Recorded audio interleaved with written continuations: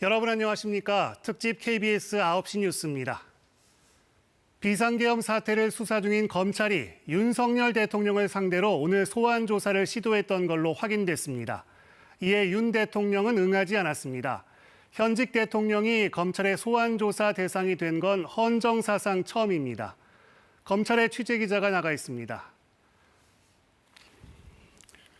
현혜슬 기자, 그러니까 검찰이 윤 대통령에게 오늘 나와달라고 며칠 전에 통보를 한 거죠?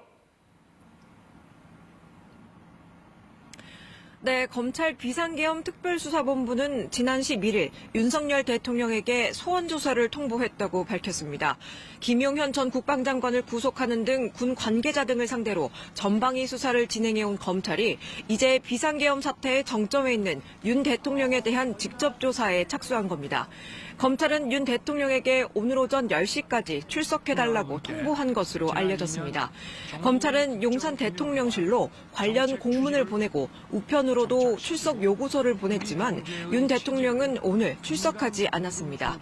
검찰은 재차 출석 요구를 할 방침이라며 윤 대통령에 대한 체포 여부에 대해선 아직 신중한 입장입니다.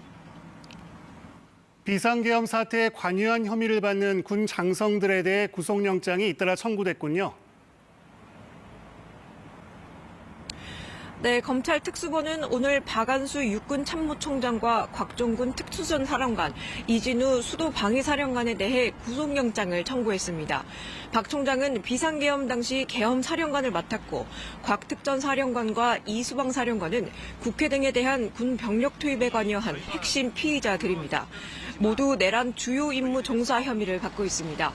한편 경찰 특별수사단은 노상원 전 정보사령관을 긴급 체포했습니다. 노 사령관은 비상계엄 당시 포고령 초안 작성을 했다고 더불어민주당으로부터 지목된 인물입니다. 과천 중앙선거관리위원회에 병력 투입을 지시한 혐의를 받는 문상호 정보사령관도 함께 긴급 체포됐습니다. 경찰은 군 관계자들에 대한 조사를 통해 비상계엄 당시 1,500여 명의 병력이 동원된 것으로 확인됐다고 밝혔습니다. 경찰은 오늘 성민영 농림축산식품부 장관을 불러 조사하는 등 국무위원에 대한 조사에도 속도를 내고 있습니다. 지금까지 서울고등검찰청에서 KBS 뉴스 현희슬입니다.